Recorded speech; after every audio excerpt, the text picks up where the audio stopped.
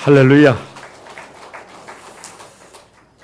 여러분 같이 한번 인사를 나눕니다. 주님의 은혜가 여러분에게, 옆 사람에게도 한번 주님의 은혜가 그대에게.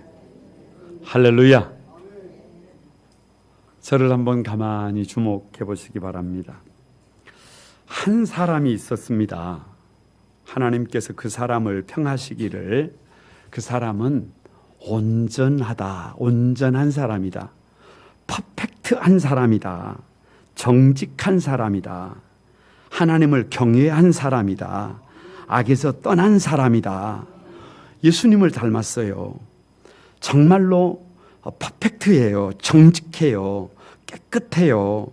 하나님을 경외해요. 자기 자신을 구별하고 살았어요. 당대의 사람들이 최고의 신앙인으로 평가를 했어요. 흠 잡을 데가 없는 사람입니다. 이런 믿음을 찾아보기가 쉽지가 않습니다. 그야말로 최고입니다. 그렇다면 그런 사람은 만사형통해야 되지 않을까요? 그런 사람은 승승장구해야 되지 않을까요? 그런 사람은 하나님께서 인정하는 사람이잖아요. 하나님께서 의롭다고 하시는 분이잖아요. 그런데 이것이 웬일입니까? 어려움이 꼬리에 꼬리를 물고 찾아옵니다. 정신을 차릴 수가 없어요. 쉴 틈을 주지를 않습니다. 끝없는 아픔과 좌절을 겪습니다. 가혹해요. 상상도 못했던 큰 고통입니다. 최고의 부자가 하루아침에 모든 재산을 다 잃었어요. 다복했던 자녀들이 하루아침에 집이 무너져서 다 죽었습니다.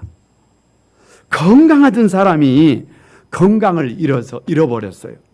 그것을 곁에서 보던 아내가 하나님을 저주하고 차라리 당신도 죽어라, 그렇게 조롱을 합니다. 그 소식을 들은 친구들이 찾아와서 위로한다라고 하는 말이 인광보다 네가 그렇게 살았기 때문에 네 행한 대로 받는 것이다. 악자 필멸이다. 너는 악인이기 때문에 반드시 네가 그렇게 망하는 것이다. 나중에는 죄송합니다, 너는 똥이다, 너는 사람이 아니다 라고 그렇게 말을 합니다. 지금 저는 욥에 대한 이야기를 하고 있습니다. 욥은 이것을 인정할 수가 없어요. 왜냐 그러면 행한 대로 받는다면 나는 복을 받아야 될 사람이에요. 나는 만사가 형통해야 된다니까요. 그래서 욥이 하나님 앞에 울부짖어요.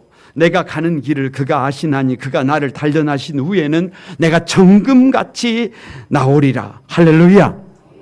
욥과 친구들의 대화를 보면 썰전이에요. 썰전. 여러분, 썰전이 왜 썰전이냐 그러면 설전이에요. 설전. 피를 튀기는 거예요. 그래서 발음을 세게 해서 썰전입니다. 말 그대로 너는 죄인이다. 아니다, 나는 죄인이 아니다. 너는 죄인이라니까. 나는 죄인이 아니라니까. 너는 악인이다. 나 악인 아니라니까. 썰전입니다. 논쟁을 벌입니다. 그래서 그 마지막 욥이 하나님 앞에 탄원을 합니다. 자기의 삶을 이렇게 고백해요. 나는 의를 옷 입었고 맹인의 눈이 되었고 저는 사람의 발이 되었고 빈궁한 자의 아버지로 살았습니다.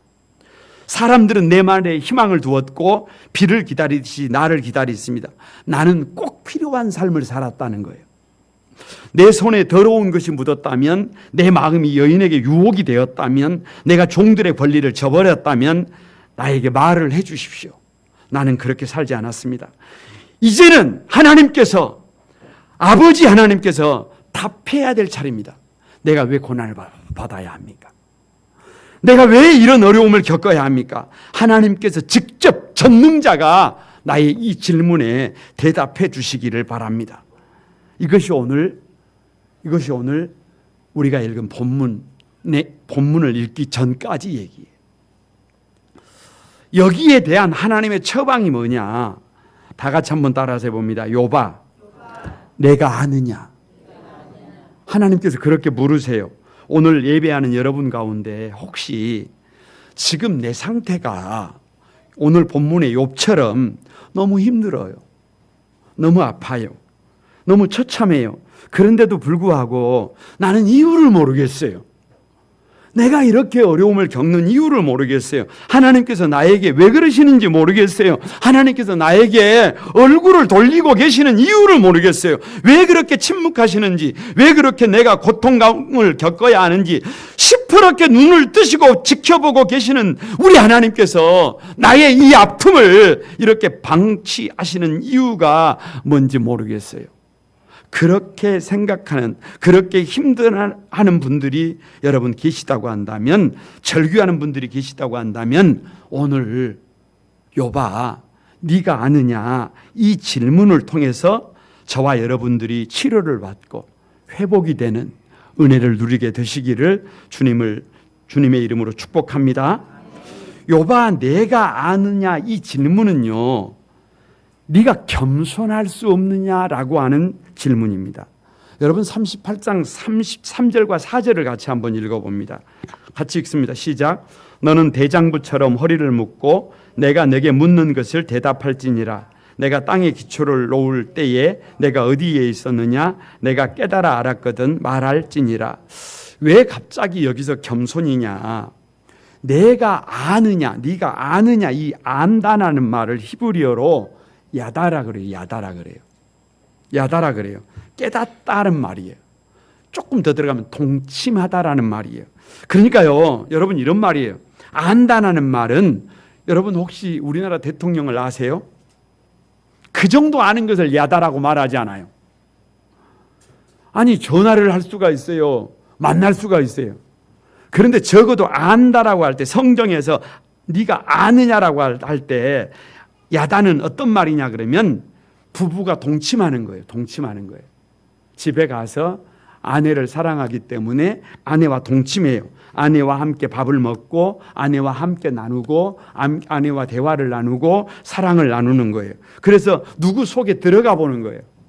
그 속에 들어가 보는 거예요. 내가 누구의 생각을 듣고 아내의 생각을 듣고 아내가 무슨 생각을 하고 있는지 아는 것이 야다예요. 야다. 그러니까 하나님에 관하여 아는 것이 아니라 하나님의 마음속에 들어가 본 상태, 그래서 하나님과 하나가 된 상태를 야다라 그래요. 그래서 여러분 이 야다라는 말이요, 야다라는 말이 오늘 본문에 77번이 나와요. 야 한번 해보세요. 야. 아니 성경에 이렇게 반복을 많이 한 단어가 있어요. 77번을 아니 전능자가 나와서 대답하라고 했잖아요. 욥이. 그런데 뭐 대답을 해야지요. 그런데 대답은 하지 않으시고 욥의 그 질문 앞에 하나님께서 77번이나 네가 아느냐라고 물었습니다. 아니 욥은 논쟁을 하자고 하는데, 욥은 설명을 하라고 하는데 하나님은 전혀 답하지 않으시고 해명하지 않으시고 여러분 묻기만 하시는 거예요. 아무리 말해도 자식이 부모 마음 모르잖아요. 아무리 말해도 하나님의 마음을 우리가 다 알지 못해요. 그래서 창조주 하나님께서 감히 상상도 못하는 질문을 77가지를 하면서 네가 아느냐라고 물어요. 전혀 모르는 얘기, 끝도 없는 얘기. 여러분 우주에 대해서 아느냐? 아니 우주에 대해서 뭘 알아요? 하늘의 별들에 대해서 아느냐? 얼마나 아는 거예요? 넓이에 대해서 아느냐? 태양계의 크기를 아느냐? 여러분 빛이요, 빛의 속도로 1년 동안 간 거리를 1광년이라고, 1광년. 그런데 이 태양계가 이쪽에서부터 끝까지 가요. 혹시 길이가 얼마나 된 줄 아세요? 10만 광년이요. 10만 광년. 10만 광년. 그냥 모르는 거예요. 우리는 그 크기를 가늠이 안 돼요. 이런 태양계가요, 이 우주에 다시 2천억 개가 있어요. 그러니까 여러분 우리가 그 큰 만원경을 가지고 별들을 볼 때요, 별들을 볼 때 사실은 별을 보는 게 아니라 별 그 너머에 은하를 보는 거예요. 빛이 반짝반짝하고 있는 그 은하가요, 태양계와 같은 하나의 뭐예요? 우리 태양을 중심으로 별이 2,000개 개가 있는 것처럼 거기에도 그런 게 있다니까요. 그러니까 우리가 모르는 영역이 이 모르는 영역에 대해서 하나님께서 욥에게 물어봐요. 네가 그것을 아느냐? 욥이 뭐라 그러고 있어요? 뭐 아는 것이 있어야지. 아니 욥에게 네가 바다를 아느냐라고 물어봐요. 여러분 지구 표면의 71%가 바다라는 거 아세요? 저 바다가요. 그 산이 가장 높은 산이 여러분 에베레스트 산이잖아요. 그런데 그럼 그 바다도요 밑으로 들어가면 그렇게 깊은 곳이 있는 거 아세요? 근데 거기는 사람이 들어갈 수가 없어요. 왜냐 그러면 여러분 기압 때문에요. 그렇게 깊은 곳에 사람이 들어가면 사람이 이렇게 종이 쪽지가 됩니다. 이게 들어갈 수가 없어요. 그래서 과학자들이 하는 말이 바다에 대해서 아는 것은 우리가 껍데기만 알고 있는 거예요. 껍데기만.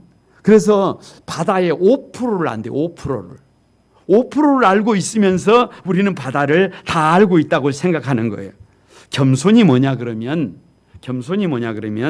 내가 잘 모르는 것을 인정하는 것이 겸손이에요. 내가 잘 모른다니까요. 내가 할 수 없다니까요. 그러면 사람은 자세를 낮춰요. 귀를 기울입니다. 그게 겸손이에요. 근데 교만이 뭐냐 그러면 다 안다고 생각하는 거예요. 다 안다고 생각해. 다 아는데 부득이 경청할 필요가 있나요? 다 아는데 여러분 10개의 귀를 가지고 왕의 눈으로 주님의 마음으로 들을 필요가 있어요? 그럴 필요가 없다니까요. 다 알고 있는데 부득이 무릎을 꿇을 필요가 뭐가 있어요? 없잖아요. 그래서 사람들은 내가 다 안다고 생각하면 교만해집니다. 다 안다고 생각하면 자신을 자랑합니다. 다 안다고 생각하면 자기 자신이 함정이 돼요. 다 안다고 생각하는 거기가 다 같이 지옥이다. 다 안다고 생각하면 거기가 지옥이에요. 그래서 하나님께서 욥에게 네가 아느냐라고 하는 질문 속에 그런 의미가 있어요. 그래서 욥이 하나님이 아는 것을 나도 안다. 당신이 아는 것 나도 안다. 나도 당신이 하는 것 다 할 수 있다. 이렇게 되면 말을 놓으려고 하고요. 동무하려고 하고요. 권위의 우산 안에 들어가지 않습니다. 그래서 왜 이렇게 네가 아느냐라고 하나님께서 모르는 것을 77번이나 묻고 계시느냐 그러면 겸손해라 그 말이에요. 겸손해라 그 말이에요. 대부분의 사람들이 모르는 것이 너무 많은데 다 안다고 생각해요. 알 만큼 안다고 생각해요. 그래서 교만합니다. 내가 모르는 것이 너무 많습니다 라고 고백하는 사람, 겸손한 사람은 성장할 가능성이 있는 사람이에요. 새로워질 가능성이 있는 사람이에요. 변화될 가능성이 있어요. 그런데요, 모르는 것이 너무 많은 것을 몰라. 잘 들어보세요, 여러분. 아는 것이 많아서 교만한 것이 아니라 모르는 것을 몰라서 교만한 거예요. 뭔 말인지 다시 한번 여러분 한번 들어보세요. 아는 것이 많아서 교만한 것이 아니라 내가 얼마나 모르고 있는 것을 몰라서 사람은 교만해요. 그래서 77번이나 네가 아니?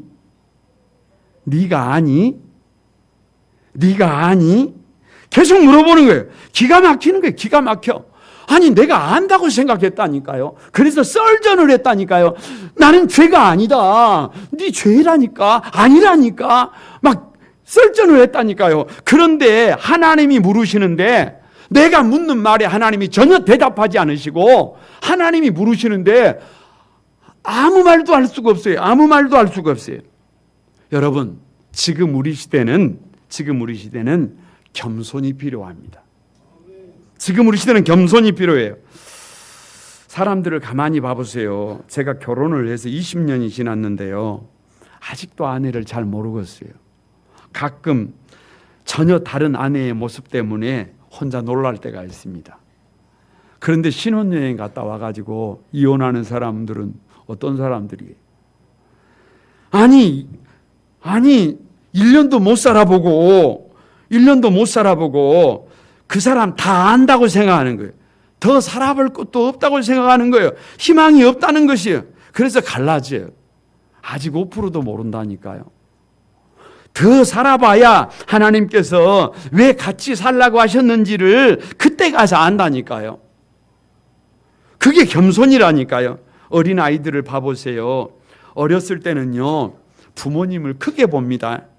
제가 어렸을 때요, 얼마나 부모님이 컸는지 몰라요. 아기 때 오직 아빠, 오직 엄마가 전부였어요.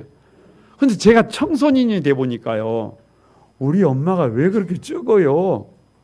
우리 아빠가 학교에 오면은요, 학교에 오면 안 돼요. 왜요? 우리 엄마가 저기 학교 오면 내가 숨어. 왜? 엄마가 부끄러워. 아니, 진짜 그랬다니까요. 내가 청소년기를 겪으면서, 아니, 아버지가 너무 초라해요. 그런데 여러분, 내가 성인이 되어 보니까, 내가 아버지가 되어 보니까, 우리 아버지는 저에게 산이에요, 산. 아니, 우리 어머니는 저에게 도저히 넘을 수 없는 산이에요. 저 경북대학교의 총장을 지내셨던 총장님이요, 내가 총장이 되어도 그 모르는 우리 아버지는 나에게 산이다는 거예요. 도무지 아버지를 이해할 수가 없대요. 아버지의 그 마음을 가늠할 수가 없대요. 가늠할 수가 없대요. 그런데 여러분, 내가 아버지가 되어보면 그 마음을 조금 알게 돼요. 그런데 여러분, 너무 빨리 아버지의 마음을 알려고 하지 마세요. 아버지의 마음이 알아지면 죽을 때가 된 거예요.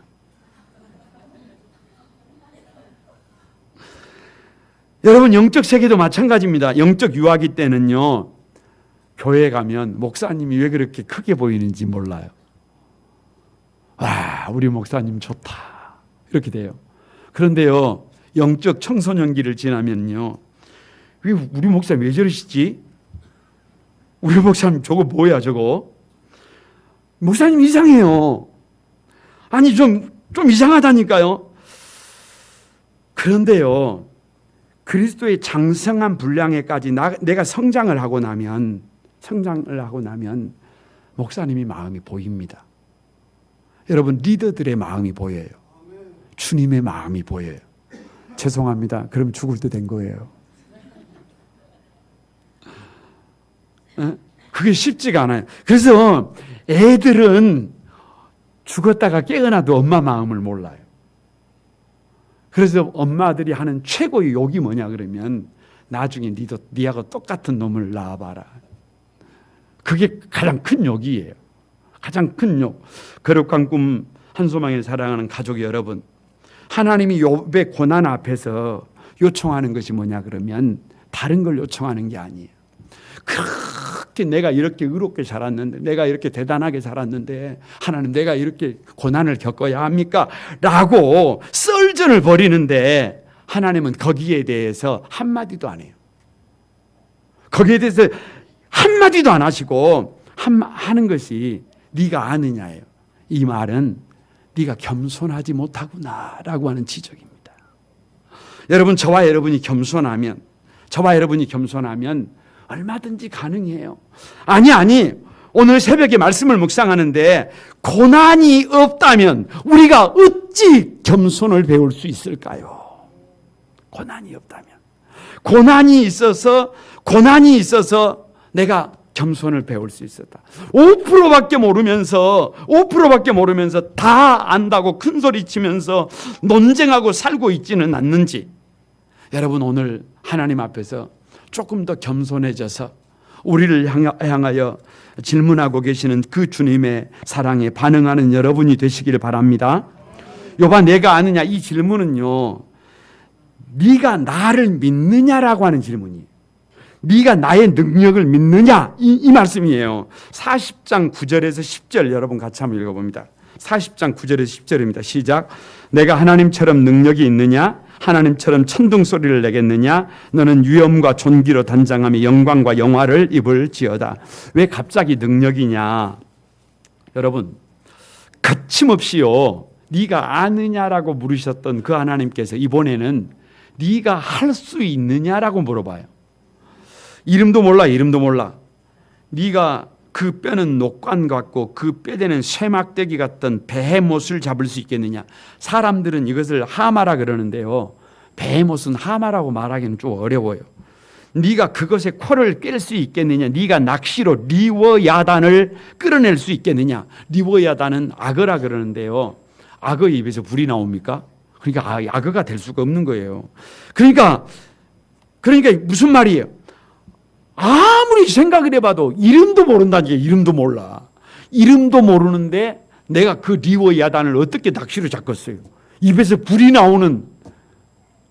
그래서 어떤 분들은 사단이다 그래요. 그런데 그 사단을 내가 어떻게 낚시로 잡고 하마 같은 것을 어떻게 내가 그 뼈를 부술 수가 있겠어요? 어린 반푼어치도 없어요. 아니 여러분, 이런 생각이 들어요. 이런 생각이. 하나님은 창조주세요. 말씀으로 우주를 만드신 분이에요. 할렐루야. 사람이요, 글을 쓰는 작가가요, 자기 머릿속에서 생각하는 것을 글로 정확하게 표현해낼 수 있는 것은 능력입니다. 그런 사람 글 써야 해요. 만약에 우리 성도들 중에 자기가 생각하는 것을 그대로 형체로 만들어낼 수 있는 기술을 가지고 있는 사람들은 대단한 사람들이에요. 그런데 하나님은 무에서 유를 창조하셨어요. 말씀으로 빛이 있으라 그러면 빛이 있는 거예요. 말씀으로 온 우주를 창조하신 거예요. 그러니까 하나님의 능력은 능력 앞에서 네가 할 수 있느냐라고 물을 때 아이고 할 수 없어요. 나는 그런 것을 할 수 있는 사람이 아니에요. 그런데 이런 생각이 들더라고요. 이런 생각이 들어. 하나님이 온 우주의 창조주라고 해서 내가 그분의 그 능력 앞에 무릎을 꿇은 게 아니에요. 솔직히 말하면. 제가 하나님 앞에 무릎을 꿇었던 이유가 있어요. 내 삶을 바꿨던 이유가 뭐냐 그러면 우주 만물의 창조주께서, 전능하신 하나님께서, 섭리하시는 우리의 생사와 회복의 섭리자가 되시는 하나님께서 부족하고 모자란 나 같은 것을 사랑해 주셨다라고 하는 그 사랑의 능력 때문에 내 인생이 바뀌더라고요. 아니 저 에베소서 3장의 말씀처럼 그 사랑의 넓이와 깊이와 높이와 길이가 어떤 것인가를 깨닫고 나니까 내 인생이 그냥 허접하게 살 수가 없더라니까요. 달라질 수밖에 없더라니까요. 다른 삶을 살게 되더라니까요. 가치 있는 삶을 살게 되더라니까요. 그 사랑에 반응하고 싶더라니까요. 그런데 그 사랑이 어떤 사랑이냐? 정리하면 작아지는 사랑이에요. 작아지는 사랑. 나 때문에 작아지는 사랑. 나 때문에 우리 아버지가, 나 때문에 우리 어머니가 그 좁은 길을 가셨던 것처럼 나 때문에 주님이 그렇게 작아지셨어요. 보세요. 엑소도스 대탈출을 한동안 설교를 했는데요. 지성소를 생각하면, 성막을 다룰 때 지성소를 생각하면 가슴이 아파. 왜냐 그러면 우리가 어울림샷을 준공을 하고 제가 이사를 갔습니다. 근데 제 목양실이 지성소보다 더 커. 지성소는 가로가 5m, 세로가 5m예요. 아니 제 사무실보다 좁다니까요. 그런데 법궤를 봐보세요. 그 법궤 위에 하나님이 은혜를 베푸시는 장소가 시은자라 그래요. 근데 그 시은자가 내가 들어가서 앉을 수가 없어요. 어린 한 2-3살짜리가 가서 앉으면 딱 맞아요. 그 불편한 공간에, 그 좁은 공간에, 넓은 자리가 아니에요. 대단한 자리가 아니에요. 화려한 자리가 아니에요. 그 불편하고 좁은 자리에서 1년에 한 번 대제사장이 좋은 소식을 갖고 들어오시기를 기다리시는 하나님이에요. 백성들의 아픔이 뭔지, 백성들의 고충이 뭔지, 백성들의 눈물이 뭔지, 백성들의 장애물이 뭔지, 그들을 어떻게 도울까, 그들을 어떻게 세울까, 그 좁은 공간에서 기다리시는 하나님, 그 좁은 공간에서 고대하시는 하나님. 가슴이 아프더라니까요. 세상에 나 같은 것이 뭐길래 그 좁은 공간에서 기다리고 또 기다리셨을까? 나 같은 것이 뭐길래 네 얼굴은 아름답고 네 목소리는 곱구나, 네 목소리를 내게 들려다오, 네 얼굴을 보고 싶다. 아니 가슴이 저미더라니까요. 눈물이 쏟아지려고 하더라니까요. 주님의 사랑은 작아지는 사랑이, 피 흘리는 사랑이에요. 너를 사랑한다. 너를 위하여 사람의 몸으로 왔다. 너를 위하여 가장 낮은 마국간에 왔다. 내가 태어난 곳보다 더 더럽다고 하는 저 갈릴리에서 나는 자랐다. 내가 너를 사랑한다는 것을, 내가 너를 위한다는 것을, 내가 너를 소중히 여긴다는 것을 말이 아니라 행동으로 작아짐을 통해서 보여주셨다니까요. 오동도에 가면 동백꽃이 가득합니다. 말이 없어요. 그냥 꽃말이 나는 당신을 사랑합니다 라고 해요. 그래서 붉은 꽃이에요. 붉은 꽃을 피워내는 것처럼 사랑은 붉은색이에요. 사랑하는 사람을 위하여 피 흘리는 것입니다. 나는 당신을 사랑합니다. 나는 당신을 위하여 죽겠습니다. 나는 당신밖에 없습니다. 나는 당신이 전부입니다. 나는 당신이면 충분합니다. 말이 무슨 필요가 있어요? 셋째로 무슨 사랑을 노래해요? 행동하는 것이 사랑하는 것이고, 사랑하는 사람을 위해서 자기를 비워내는 것이 사랑이고, 사랑하는 사람을 위해서 자기를 조용히 자기의 삶에서 피를 흘려서 사랑하는 사람을 세워내는 것이, 작은 자가 되는 것이, 그것이 사랑이잖아요. 이것이 주님의 십자가 사랑, 작은 자가 되는 사랑이에요. 나 같은 것이 뭐라고? 나를 위해서, 나 같은 것을 천국 백성으로 만들시기 위해서, 나를 위하시기 위해서 피 흘리는 사랑, 수고하는 사랑, 좁은 길을 가는 사랑, 기다리고 또 기다리는 사랑, 말없이 눈물 흘리는 사랑, 가슴 쥐어뜯으며 아파하는 사랑, 다 주고 또 줘도 더 주지 못해서 절규하는 사랑, 그 사랑을 겪으면, 그 사랑을 받아보면, 그 사랑을 입으면 어떻게 안 바뀔 수가 있어요? 어떻게 변화되지 않을 수가 있어요? 그 예수님의 마음속에 들어가 보면, 그 능력을 보면 어떻게 우리 인생이 안 바뀔 수가 있어요? 그 피 묻은 사랑을 경험하면, 그 십자가의 사랑을 깨달으면 인생이 달라지더라니까요. 욥기를 가만히 묵상하면서요, 욥의 고민이 뭐였느냐 그러면, 내가 왜 이렇게 고난당하느냐는 거예요. 나는 믿음으로 살았는데, 나는 의롭게 살았는데 왜 내가 이런 고난을 당하느냐. 하나님이 나오셔서 내가 묻는 말에 답해보라는 얘기 아닙니까? 그런데 하나님은 한마디도 대답하지 않으시고, 고난에 대해서 말씀하지 않으시고, 대신에 네가 아느냐라고 하셨어요. 네가 할 수 있느냐라고 물으셨어요. 논쟁하지 않으세요. 네가 아느냐고, 할 수 있느냐고 질문만 하십니다. 이것이 무슨 말이냐? 고난 속에서도 네가 나를 믿을 수 있느냐, 그 말이에요. 죽을 것 같아도 나를 신뢰하느냐? 아니, 네 인생을 나에게 맡길 수 있느냐? 힘들고 아무런 기도의 응답이 없는 것 같아도, 한치 앞이 보이지 않아도, 아무런 소망이 없어도, 쉼을 쉴 수가 없어도 나를 믿을 수 있느냐? 아니, 그럼에도 불구하고 네 인생을 나에게 맡길 수 있느냐? 네 인생을 내 손 위에 올려놓을 수 있느냐? 묻는 것입니다. 거룩한 꿈한 소망의 가족 여러분, 지난주에 병원에 신방을 갔습니다. 그래서 이렇게 권면했어요. 이제는 물고기 2마리와 떡 5개를 주님의 손 위에 올려놓았던 그 소년처럼 우리 인생을 주님의 손 위에 올려놔 버리십시다. 주님은 창조주예요. 나를 위해서 그 작아지는 사랑의 능력을 우리에게 보여주신, 말이 아니라 색치어가 아니라 말로 보여주신 분이에요. 그렇다고 한다면 그분이 나를 삶아 드시든지 생으로 드시든지 구워서 드시든지 하나님 뜻대로 하십시오. 안 된다, 못한다, 불가능하다 그렇게 말하지 말고, 하나님, 내 인생은 주님의 손 위에 올려놓습니다. 나를 빚어주십시오. 그리고 주님이 이끄시는 대로 살아가겠습니다. 너무 고집 부리지 말고, 내가 원하는 삶을 살려고 하지 말고, 나는 이렇게 살아야 된다고 도장 찍어 놓지 말고, 주님이 이끄시는 대로, 주님이 인도하시는 대로 한번 살아보면 안 되겠습니까? 그렇게 권면했습니다. 이것이 오늘 저와 여러분에게 주시는 주님의 세미한 음성이 되기를 바랍니다. 욥아, 네가 아느냐? 이 질문은요, 네가 회개할 수 없느냐라고 하는 질문이에요. 42장 5절과 6절입니다. 여러분 같이 한번 읽어봅니다. 42장 5절과 6절입니다. 시작. 내가 주께 대하여 귀로 듣기만 하였사오나 이제는 눈으로 주를 배웠나이다. 그러므로 내가 스스로 거두어 드리고 티끌과 제 가운데에서 회개하나이다. 뭐를 해요? 회개합니다. 회개. 욥기 썰전의 결론이 뭐냐 그러면, 새 친구들과 논쟁의 끝이 뭐냐 그러면 답이 없어요. 엘리우를 성령님에 비유합니다. 엘리우조차도 답이 없어요. 그런데 네가 아느냐? 네가 할 수 있느냐라고 하는 그 질문을 받으면서 욥의 고백이 뭐냐 그러면, 나는 깨닫지도 못한 일을 말하였고 스스로 알 수도 없고 헤아리기도 어려운 일을 말했습니다 라고 입을 닫아요. 입을 닫아.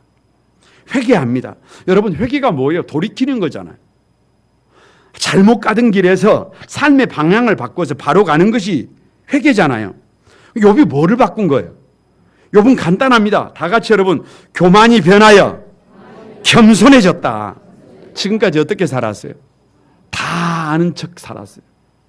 하나님을 내가 다 아는 것처럼 했어요. 세상 이치를 내가 다 알고 있는 것처럼 떠들었어요. 세상에서 내가 전부인 것처럼, 최고인 것처럼 말했어요. 그런데 하나님께서 77가지를 묻는데 하나도 대답을 못했어요. 할 수 있는 것이 무엇이냐고 묻는데 할 수 있는 것이 하나도 없어요. 그래서 나는 비쳐나오니 무엇이라 주께 대답하리이까 손으로 내 입을 가릴 뿐입니다. 더 이상 교만하지 않아요. 더 이상 자기를 최고라고 자랑하지 않아요. 입을 닫았어요. 겸손해졌어요. 나보다 더 크신 하나님 앞에 무릎을 꿇어버렸어요. 삶의 방향을 바꾼 것입니다. 이 말씀을 가만히 묵상하면서 참 많이 부끄러웠어요. 너무 많이 떠들고 살았어요. 너무 하고 싶은 말을 많이 하고 살았어요. 여러분, 우리의 삶이 이제는 그 교만이 변하여 겸손해지는 삶이 되기를 바랍니다.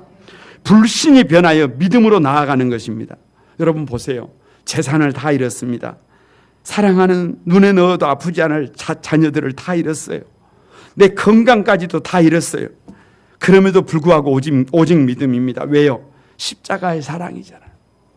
작아지시는 사랑이잖아요. 낮아지신 사랑이잖아요. 생명까지 주신 사랑을 내가 알잖아요. 그 사랑의 능력을 내가 경험했잖아요. 나 같은 것을 위하여 주님께서 걸어가신 그 십자가의 피 묻은 사랑을 알잖아요. 그 십자가의 헌신을 알잖아요. 그래서 오직 믿음으로 내 인생을 주님의 손 위에 올려놔 버렸어요. 내 인생을 주님께 맡겨버렸어요. 그래서 그럼에도 불구하고 오늘 내가 있어야 될 자리에서 해야 할 일을 다 하는 것입니다.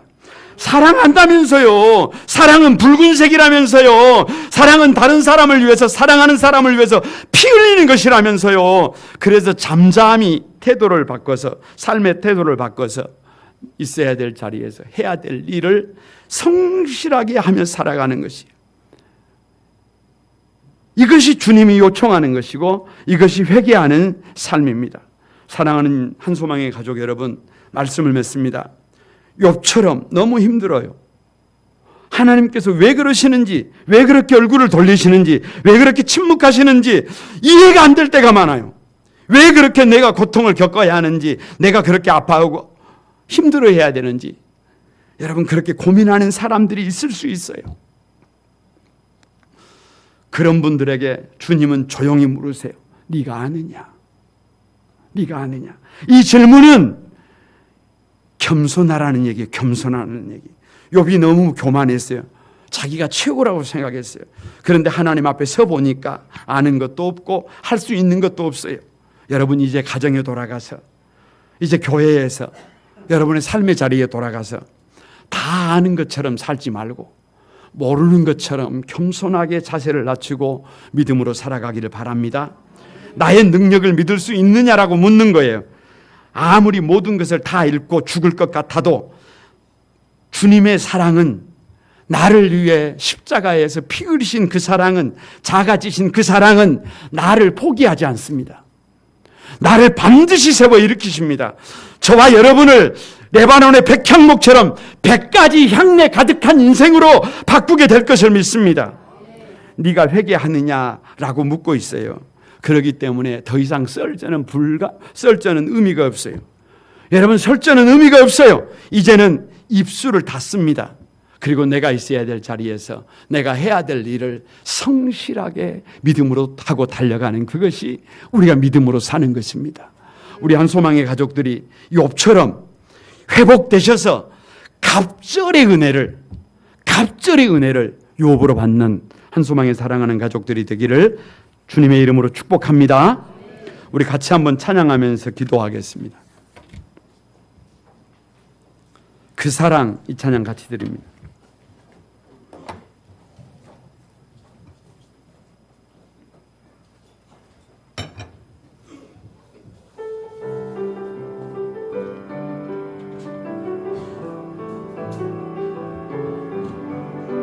다 같이 드립니다.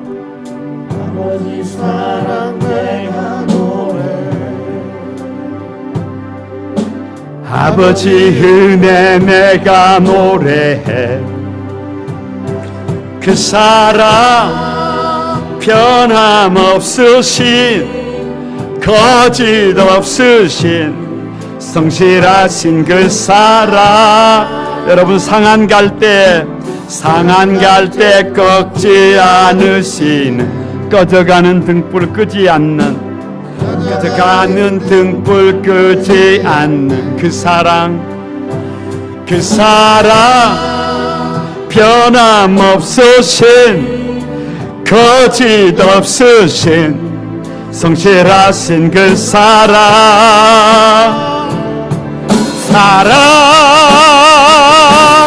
그 사랑 날 위해 죽으신 날 위해 다시 사신 예수 그리스도 다시 오실 그 사랑 죽음도 생명도 천사도 하늘의 어떤 곳에도 끊을 수 없는 영원한. 여러분 우리 두 손을 들고 다시 한번 사랑 그 사랑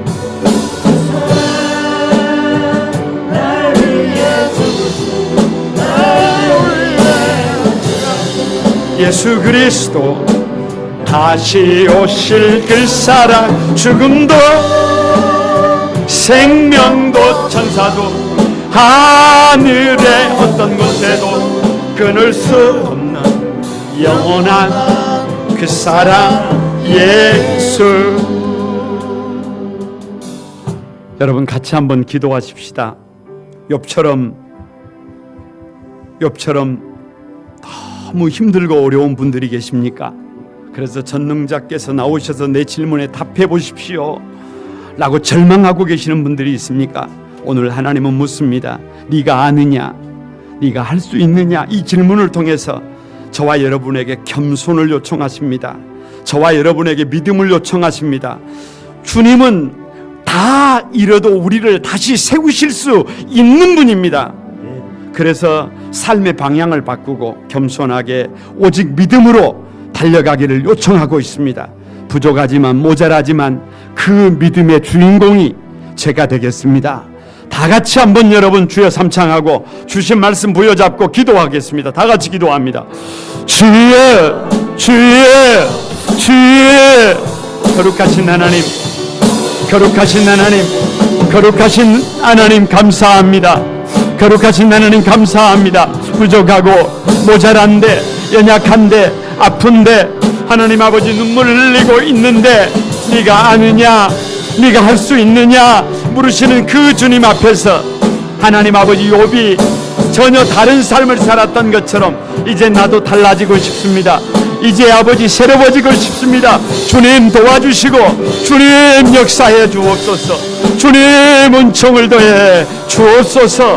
하나님 앞에 아버지 하나님 겸손히 그렇게 달려가는 우리 한소망에 사랑하는 가족들이 다 되도록 도와주시옵소서. 거룩하신 아버지, 주님의 은혜와 사랑을 감사합니다. 우리 한소망에 사랑하는 성도들을 한 사람 한 사람 가만히 축복해 주옵소서. 오늘 주님 앞에 달려나온 당신의 사랑하는 백성들을 주님의 따뜻한 은혜로 감싸 주시옵소서. 보듬어 주시옵소서. 맞이해 주옵소서. 혹여라도 하나님 아버지 주님께서 베푸신 은혜와 사랑 때문에 감격하는 것보다 내 삶 속에서 아픈 일 때문에, 힘든 일 때문에, 고통스러운 일들 때문에 욥처럼 전능자께서 내 질문에 답해 주십시오 절규하고 있는 성도들이 있다고 한다면 오늘 잠잠히 내가 아느냐, 네가 할 수 있느냐 이 질문을 통해서 다시 한번 겸손한 자리로 회복되도록 축복해 주소서. 다시 한번 그럼에도 불구하고 하나님의 능력을 믿음으로 신뢰하게 해 주옵소서. 그래서 세워주신 삶의 자리에서 묵묵히 하나님이 기뻐하시는 그 아름다운 삶을 하나님 아버지 믿음으로 살아가도록 축복해 주소서. 그래서 30배, 60배, 100배의 결실이 저들 인생에 가득 기름 부어지도록 은총을 더해 주옵소서. 함께 해주신 것을 감사드리옵고 예수님의 이름으로 기도드리옵나이다. 아멘.